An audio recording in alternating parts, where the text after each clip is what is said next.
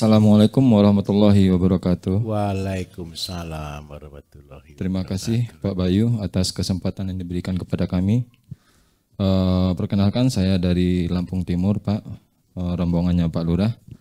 Yang ingin saya tanyakan di sini Pak terkait dengan pengobatan herbal. Baik. Menyambung apa yang Bapak sudah sampaikan hari kemarin terkait dengan penyakit tidak menular. Memang sudah menjadi saat ini menjadi dilema karena sudah melalui hasil riset angka kematian tertinggi sekarang memang didominasi oleh penyakit tidak menular. Betul. Disebabkan oleh gaya hidup atau pola hidup manusia itu sendiri. Yang ingin saya tanyakan Bapak di sini, saya punya beberapa pasien di rumah. Kebetulan saya juga buka praktek atau klinik di rumah. Yang memang hampir setiap hari saya tangani terkait dengan penyakit diabetes. Baik. Atau perawatan luka. Nah, melihat efek-efek dari bahan-bahan atau obat-obatan kimia kita miris, salah satunya ya efeknya ginjal atau hati ya Pak ya, mungkin salah satunya itu. Nah, saya di sini ingin mengkombinasikan antara pengobatan medis atau dan herbal dari Pak Bayu. Apakah itu bisa saya lakukan? Karena pasien kalau misalnya ke rumah saya mau berobat taunya kan obat medis. Betul, Pak. Di situ nanti saya akan mulai menyelingkan obat herbal. Nah, apakah ada nanti efek samping antara obat medis dan obat herbal yang akan saya dapatkan dari Pak Bayu jika memang bisa saya dapatkan dari sini? Rawat inap atau tidak, Pak? Saya rawat jalan saja Pak, Rawat jalan. dan home care. Baik. Kemudian yang kedua, apakah ada kelas khusus terkait dengan obat-obatan herbal di tempat Pak Bayu? Karena nggak mungkin saya bisa menguasai hanya dalam 1 atau 2 hari atau mempelajari dari brosur saja. Betul. Karena lebih baik kita belajar langsung dari guru daripada dari kertas. Kan begitu ya Pak Bayu ya. Kemudian yang ketiga Pak, seperti yang Bapak sampaikan, ternyata makanan kita saat ini kan bisa dikatakan yang banyak di masyarakat itu yang tidak sehat. Karena kita semua mungkin menggunakan yang non-organik. Betul. Kalau saya berpendapat, ini pendapat Pak bukan pertanyaan. Alangkah lebih baiknya Bapak berada di pemerintahan sehingga Bapak bisa mengeluarkan regulasi. Karena saya pasti saya yakin ini Pak. Pemerintah kita pasti tahu efek dari obat-obatan kimia. Itulah yang dimakan. Terus saya juga berpikir, berarti programnya presiden kita sekarang terkait dengan MBG, makan bergizi gratis, yang mana menggunakan bahan dari kimia. Kan otomatis begitu ya Pak ya. Karena nggak mungkin semua juga petani yang organik yang akan direkrut. Apalagi ini sudah permainan tender dan politik. Jadi ya seperti yang disampaikan oleh Bapak Tangerang kemarin, mungkin Bapak lebih bisa untuk membantu masyarakat Indonesia keluar dari makanan yang tidak sehat Pak. Kalau Bapak berada di luar pemerintahan seperti ini, sampai mana sih Pak kekuatan kita? Sementara pemerintah itu punya super power seperti itu Pak. Mungkin hanya itu Pak dari saya. Oh iya terakhir, ini terkait saya pribadi nih Pak. Saya 4 tahun yang lalu, tepatnya pas 2020, sempat didiagnosa anxiety atau kecemasan yang berlebihan. Kemudian saya mengkonsumsi obat sekitar 2 tahun, salah satunya alprazolam. Kemudian kok semakin lama saya ini kok semakin parah gitu, semakin saya ngerasa ini udah nggak benar. Sampai pada akhirnya dokter spesialis yang memang saya pegang itu merekomendasikan saya untuk ke psikiater. Disitulah saya mulai mencoba untuk melawan. Di situ saya mulai mencoba mencari alternatif lain, yaitu dari YouTube. Saya coba banyak mendengarkan tausiah. Nah, di situ sudah beberapa tausiah yang saya dengarkan, saya coba terapkan, sudah mulai berkurang Pak Bayu. Tapi nggak bisa hilang. masih ada, sisanya masih ada. Yang ingin saya tanyakan ke Pak Bayu, adakah terapi atau semacam apa ya, nasihat dari Bapak yang memang sudah punya pengalaman, bagaimana bisa menyembuhkan ansietas? Karena semua kan bermula dari pikiran.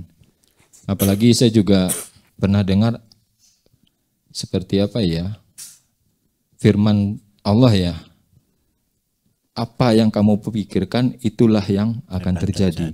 Nah, saya takutnya karena saya selalu berpikir negatif, karena ketakutan saya takut itu malah terjadi yang harusnya tidak terjadi. Seperti itu Pak Bayu. Terima kasih. Assalamualaikum warahmatullahi wabarakatuh. Waalaikumsalam warahmatullahi wabarakatuh. Baik.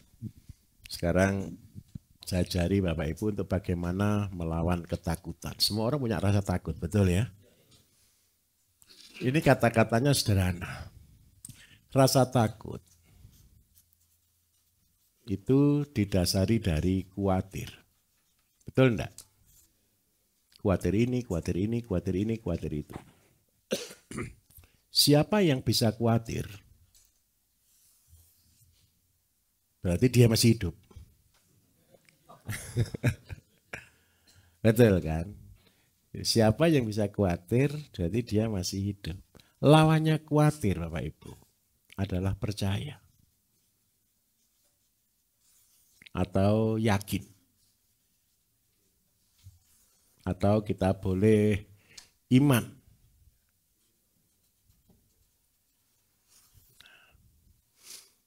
Setiap orang khawatir itu seperti burung lewat di atas kepala kita. Saya ulangi ya. Pernah Bapak Ibu tidur aja masalah banyak di atas kepala gitu? Boleh terbang gitu terus kan? Ini strategi saya, cara mengatasi kekhawatiran. Saya sendiri seringkali khawatir. Saya sendiri seringkali takut. Saya punya proyek banyak sekali. Dan isinya cuma khawatir. Dan ini prinsip saya. Burung itu boleh lewat di atas kepala saya. Tapi tidak boleh hinggap di kepala saya. Tidak boleh apalagi punya anak di kepala saya. Paham maksud saya? Apa yang saya lakukan ketika itu? Yang pertama satu, kita datang ke bumi tidak bawa apa-apa. Tahu ya? Yang kedua, kita besok meninggal tidak bawa apa-apa. Terus yang paling penting, kita hidup itu kan maksimal 80 tahun, 100 tahun deh kalau orang hebat. Betul ya? Di sini kita mulai dan di sini kita akhiri. Dan di sini ini namanya selamanya, betul enggak? Di neraka, di surga itu kan nanti itu selama, lebih lama mana? Di surga atau di bumi atau di neraka di bumi kira-kira? Yang paling lama di mana ini? Akhirat atau di dunia? Akhirat kan? Nah, saya minta maaf karena kita cuma sebentar di bumi. Saya minta tolong dengan sangat. Kerjakan sebaik mungkin. Saya kasih ilustrasi Bapak Ibu. Saya kalau ketemu pasien yang mau meninggal, sudah kanker, sudah parah, sudah hitungannya itu hari atau bulan, saya pasti marah nada saya. Kalau saya ketemu pasien yang biasa-biasa, kalau Bapak lihat di YouTube saya nadanya datar, tidak pernah marah.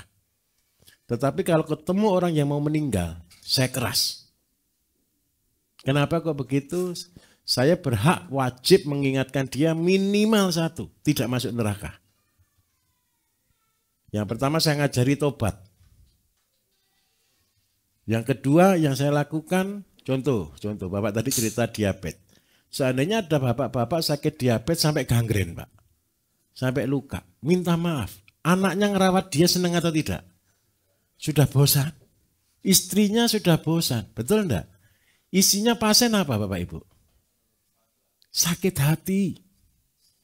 Saya dulu besarkan anak-anak saya dulu bekerja keras untuk membangun mereka. Sekarang ketika saya sakit, saya dibiarkan. Isinya kecewa. Terus apalagi minta maaf ya, datang ke rumah sakit, bau kan? Perawat kan langsung tutup hidung kan? Itu kan tersinggung. Sering kali pasien itu tersinggung di situ. Di rumah itu satu rumah bau lukanya dia. Pekerjaan saya dulu Bapak Ibu melayani mereka. Dan itu membuat saya tobat. Orang yang paling kaya pun, ketika dia sudah sakit diabetes, isinya sama. Sakit hati, ngeluh, menderita. Nah, ketika saya kondisi seperti itu, satu yang saya omongkan ke mereka. Pak, sebentar lagi pasti mati. Orang yang sakit kayak gini itu doanya cuma satu. Kapan mati? Bukan kapan sembuh, Pak. Kapan mati? Mogok ndak makan. Wes saya juga sebentar lagi mati. Semua yang dilarang dimakan. Ndak boleh manis, makan manis. Tujuannya biar mati. Terus saya balas ke dia. Bapak siap mati betul. Loh, saya sudah siap, saya ndak kuat hidup di dunia. Sakitnya menderita, hati ini terluka. Apalagi kalau istri sampai selingkuh dan sebagainya. Ngeri Bapak Ibu. Itu cerita yang ada. Terus saya selalu ngomong gini ke dia. Pak, di dunia itu ada batoknya. Kalau sudah dipatok dua selesai di dunia. Betul ya? Tapi masalah di akhirat tidak ada titiknya, Pak. Koma terus ini. Lah kalau Bapak ini mati, saya yakin Bapak tidak masuk surga. Takut juga dia Bapak masuk neraka. Pasti betul atau tidak? Kenapa saya katakan pasti masuk neraka? Yang pertama, orang yang doanya kepengen mati, itu kepengen bunuh diri lagi. Sudah pasti masuk neraka. Yang kedua, kalau hatinya isinya cuma sakit saja, marah saja, bagaimana bisa masuk surga? Nah dia nangis biasanya gitu. Nangis teriak itu, kayak saya apakan gitu Bapak Ibu. Ya serius. Terus akhirnya saya panggil anak-anaknya. Selalu saya katakan, ini sudah meninggal, ini sudah parah. Harus ada butuh saling mengampuni. Yes, sepurani semuanya. Terus yang kedua, sebelum kita mati, tinggalkan yang baik. Makanya saya ngajari mereka Bapak Ibu, dia minta maaf ya. Saya ajari, Bapak hari ini sakit, merasa tidak bisa berbuat apa-apa. Bapak bisa berbuat apa-apa. Ceritakan ke semua anak cucunya kalau sakit itu tidak enak. Sakit itu enak atau tidak Bapak Ibu? Ceritakan ke banyak orang, sakit itu tidak enak. Supaya apa? Orang-orang jangan sampai sakit. Anak-anaknya nih loh jangan sampai sakit, saya bilang gitu. Terus apa yang harus saya lakukan Pak? Berusaha untuk mau sembuh. Apa? Yang sehat-sehat, saya kan ngasih jus, saya ngasih makanan, kan ada peraturan Bapak Ibu ya. Yang hebat itu satu. Gara-gara orang takut masuk neraka Bapak Ibu. Orang-orang begini ini biasanya mengalami keajaiban. Tahu-tahu sembuh. Sembuhnya gimana? Mulai nyangkul, mulai gerak, mulai tanam sayur, mulai marahi cucu-cucunya untuk mau sehat. Yang biasanya cuma tidur di kamar, sekarang mau kemana? Keluar. Ini netes kemana-mana, berat sambil minta maaf ya, merangkak keluar pun mereka lakukan. Tujuan kita satu, berguna bagi orang lain. Dan melawan khawatir ini adalah tindakan positif. Kita harus merubah dengan tindakan positif. Apa yang kita lakukan, kita takutkan, kita lawan dengan yang positif. Ini saya kasih contoh, seringkali saya ceritakan Bapak Ibu. Saya punya pasien Bapak Ibu, sakit stroke. Sudah lebih dari 10 tahun. Di atas tempat tidur. Sudah kayak tengkorak hidup. Suatu hari, ini saya katakan ya, dia mimpi ketemu saya. Cuman mimpi loh ya, bukan saya ketemu dia langsung. Dia mimpi ketemu saya suruh minum air kelapa yang harus dia panjat sendiri. Konyol atau enggak ini? Konyol. Pagi-pagi Pak, ini orang sakit. Merangkak naik pohon kelapa Pak. Begitu dia naik pohon kelapa, ambil, turun pelan. Tetangganya semua heboh ini. Terus dia katakan, tadi malam tuh saya ngipi ketemu Pak Bayu. Disuruh ngambil air kelapa tidak boleh dijatuhkan, harus saya bawa sendiri turun sampai bawah. Padahal ini orang stroke. Begitu turun dia sudah bisa berdiri. Paham maksud saya? Akhirnya dia juga bingung loh. Kok saya sudah bisa berdiri? Belum minum air. Apa yang membuat sembuh? Semangat. Asa. Harapan. Pak minta tolong. Tidak ada obat yang mujarab selain satu kata. Harapan. Harapan itu apa Bapak Ibu? Harapan kita cuma satu. Ingat baik-baik ya. Apapun pekerjaan Bapak Ibu, harapan kita cuma satu, mati masuk surga. Setuju atau tidak? Saya minta tolong, mumpung kita masih diberi kesempatan hidup, berbuat baiklah sebanyak-banyaknya. Goal kita hanya satu, tujuan kita hanya satu, mati. Dan matinya masuk surga. Itu alasan saya. Itu juga alasan saya Pak. Saya ini minta maaf Bapak Ibu, saya juga capek loh Bapak Ibu. Bapak Ibu lihat saya bisa enggak rasakan capek saya? Bertahun-tahun pekerjaan ngurusi orang yang kadang-kadang sulit diurus. Capek.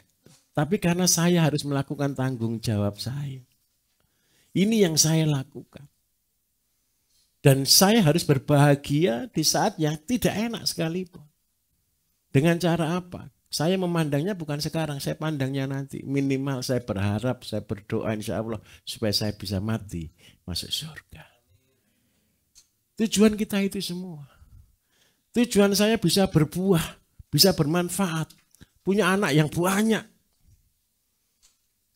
Bapak Ibu coba lihat, saya ini orang paling bodoh atau paling pintar Bapak Ibu? Bodoh Pak. Saya ini orang paling bodoh. Coba bayangkan. Orang kalau seandainya dapat ilmu itu disimpan atau dibagikan? Kewajiban. Itu yang waras Pak. Betul atau tidak? Kalau Bapak Ibu ketemu ilmuwan yang sebenarnya disimpan atau dibagikan? Nah, berarti saya tidak waras ini. Betul atau tidak kira-kira? Terus yang kedua, apa? Alhamdulillah. Coba Bapak Ibu bayangkan ya, saya kenapa buat pelatihan saya suruh live itu loh Bapak Ibu. Ngerti enggak? Konyol tidak? Bapak Ibu ini yang konyol, bukan saya. Ngapain datang? Betul atau betul? Mau nonton di YouTube ada enggak? Pasti saya live kan enggak?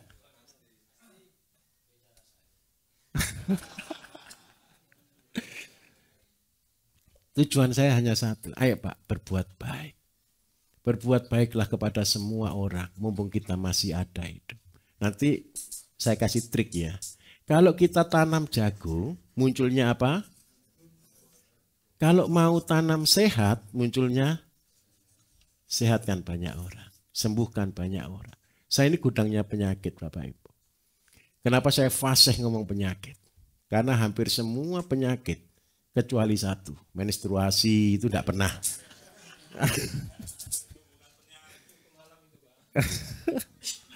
Urusan perempuan itu saya tidak pernah tahu. Tetapi hampir semua penyakit saya bisa merasakannya. Karena saya pernah mengalaminya. Sehingga apa? Saya tahu detail rasanya sakit. Saya tahu detail rasanya pengobatannya. Saya tahu detail rasanya bagaimana. Karena saya pernah mengalaminya. Jadi saya buat slogan, kalau sampai ada penyakit masuk tubuh saya, keluarnya SOP. SOP untuk sembuh. Jadi penyakit kadang-kadang mungkin mulai takut ketemu saya. Jadi ketika penyakit datang, keluar SOP dan pasti keluar obat. Jadi Pak, minta tolong. Bapak ditugaskan jadi perawat, layani pasien sebaik mungkin. Dan insya Allah, siapa menabur kesehatan, kesembuhan, dia akan menuai kesembuhan. Terus yang kedua Bapak Ibu, sebenarnya ada sekolah herbal Pak, tapi kita belum siap. Saya nunggu siap dulu ya, nanti insya Allah saya akan buka. Tadi ada yang mau daftar juga, ini sama-sama dari nakes juga. Tapi bahaya nanti kalau yang sekolah dukun dari tenaga kesehatan semua itu ngeri nanti. Kita akan ngubah bangsa nanti. Nah, kita lagi persiapan, kita siapkan dulu tanamannya lengkap semuanya. Setelah itu kita bisa belajar bersama-sama. Terus yang kedua, ada dua Pak. Yang kedua terapi. Terapi yang Ini belum kesempatan terapi ini ya tadi ya. Ada. Nanti mungkin ada beberapa kalau yang perlu nanti ketemu Pak Potro ya. Supaya apa? Supaya Bapak Ibu satu. Saya cita-cita Bapak Ibu tiap desa itu ada penterapi. Supaya apa sih? Bisa nolong banyak orang. Minta tolong itu. Nah, terus yang perkara kepemerintahan begini. Harusnya program MBG ini adalah harus kita rebut Bapak Ibu. Ayo kita rebut. Kita kalah start. Saya kalah start.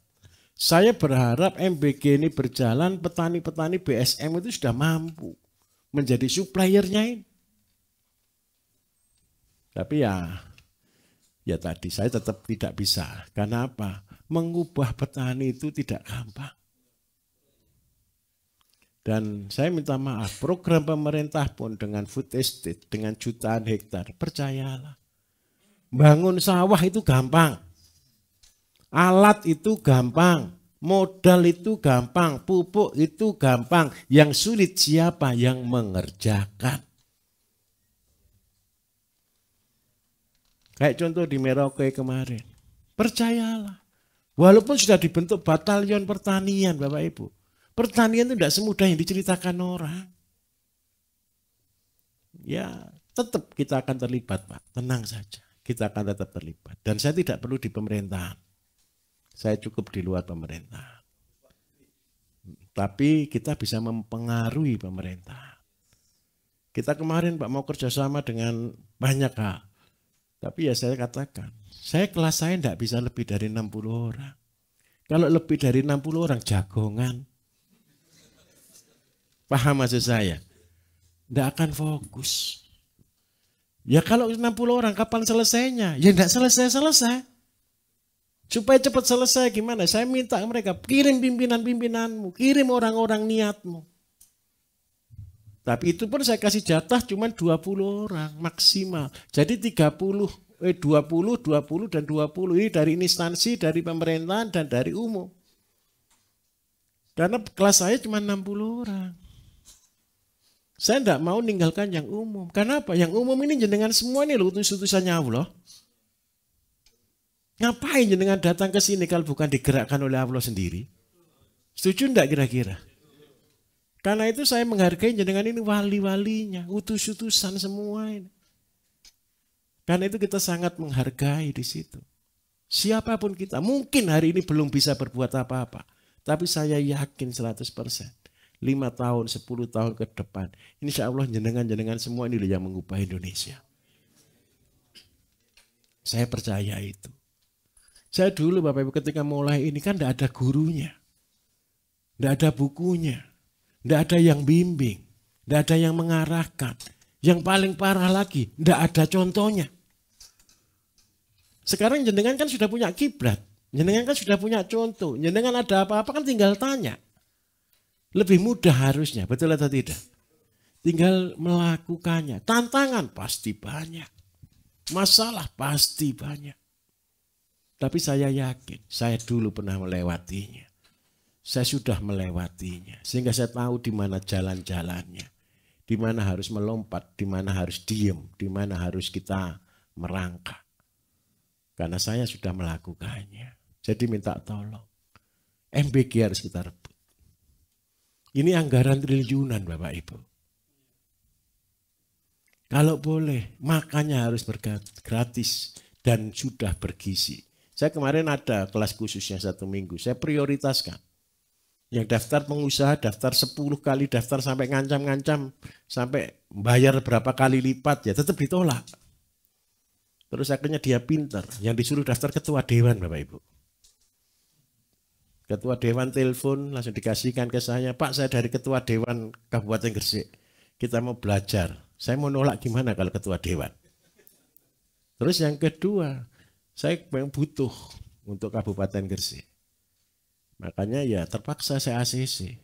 Ternyata ketua dewannya 1, 3-nya pengusaha. Ya sudah terlanjur masuk. Katanya semua anggota dewan Pak gitu. Ini saya sampai bingung juga. Ini anggota dewan bisa libur 5 hari kan keren Bapak Ibu.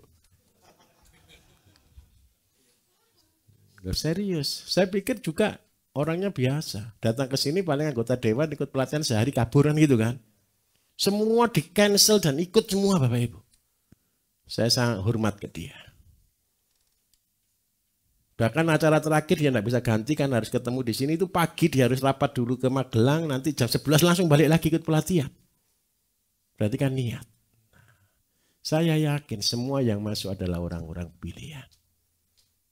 Tidak semua orang bisa masuk kelas ini kok Bapak Ibu. Saya yakin. Bapak Ibu karena jawaban doa saya. Saya tidak mampu sendiri. Karena saya tidak mampu sendiri Pak. Kita sedang menunjukkan ke Indonesia. Kita tanpa APBN. Saya ciptakan petani-petani mandiri yang tanpa bantuan. Saya bergerak tanpa uang sumbangan manapun. Saya bisa mengerjakan. Harusnya yang punya uang lebih hebat daripada saya. Setuju atau tidak? Ini untuk menampar mereka saja. Saya cuma petani aja bisa kok. Gitu loh. Nah untuk luka.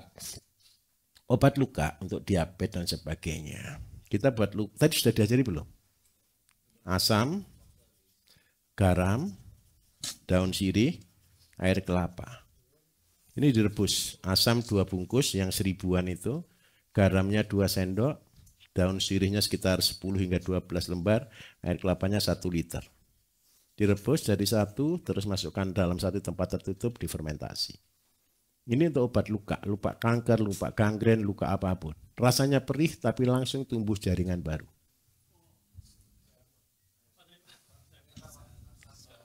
Oh ya, tulisan saya terlalu jelek ya. Asam Jawa 2 bungkus yang harga 1000.